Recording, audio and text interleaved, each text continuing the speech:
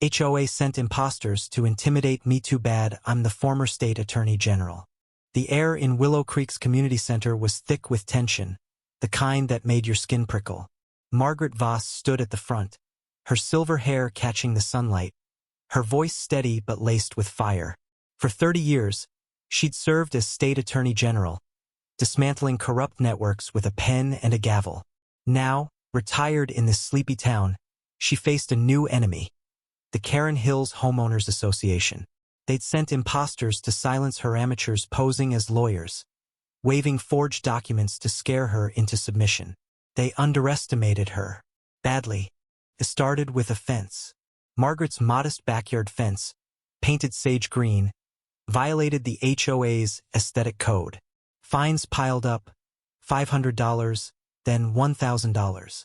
When she refused to pay, the notices turned sinister. Anonymous letters stuffed in her mailbox warned, "Conform or regret it." Last week, 2 men in ill-fitting suits knocked on her door, claiming to represent the county. Their legal jargon was laughably off, but their threats weren't. "Step out of line, and you'll lose this house," one sneered. Margaret smiled, invited them in for coffee, and recorded every word. Now, she stood before the town, exposing the HOA's dirty playbook. "These aren't just fines," she said, holding up a stack of documents. "They're extortion. Forged signatures. Fake liens. This is fraud." The crowd murmured. Some nodded. Others, HOA loyalists, glared. At the center table sat Tom Ryland, the HOA president, his flannel shirt damp with sweat. Next to him was Lily Carter, his assistant, a young woman Margaret had mentored at the local library. Lily's hands trembled, her eyes darting between Tom and Margaret. Tom stood, slamming a folder on the table. "This is slander." Margaret's stirring lies to dodge her fines. His voice boomed, but his eyes betrayed panic. The crowd shifted, uneasy. Margaret didn't flinch.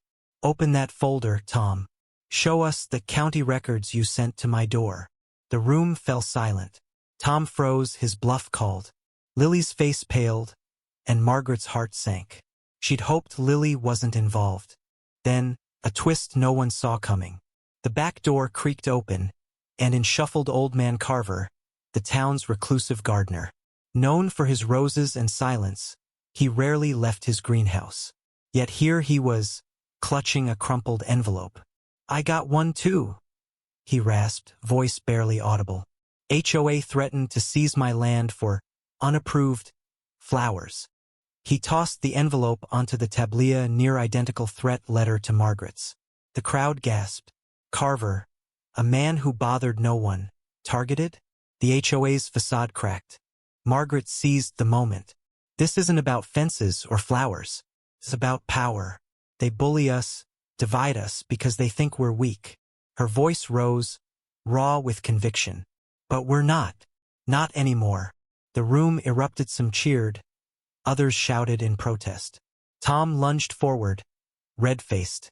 "You're ruining this town," he roared, inches from Margaret's face. Lily grabbed his arm, pleading, "Tom, stop." But the damage was done. The crowd saw his desperation, his unraveling. Lily's next move stunned everyone. Tears streaming, she stood. I helped them," she confessed, voice breaking. "They said it was just paperwork. Not this." She pointed at the forged documents. "I'm sorry, Margaret. I didn't know." The room went quiet. Margaret's expression softened, but her resolve didn't waver. "You're Lily, but sorry doesn't erase harm. Help us fix it." Lily nodded, stepping away from Tom, who slumped in defeat. The meeting ended in chaos. Townsfolk demanded audits. Tom was detained for questioning, his reign over Karen Hills crumbling. Margaret left quietly, Carver at her side, his frail hand patting her shoulder. Outside, the sun set over Willow Creek, but the town felt colder. Margaret had won, but the cost was heavy. Lily's betrayal stung. The community, once tight-knit, was splintered.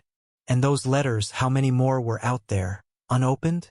Days later, Margaret found a single rose on her porch. No note. Carver's gesture, perhaps. Or Lily's. She placed it in a vase, her heart heavy with bittersweet truth. Justice exposes wounds as much as it heals them. Willow Creek would never be the same, and neither would she. What do you think? Is justice worth the scars it leaves on a community, or should Margaret have stayed silent?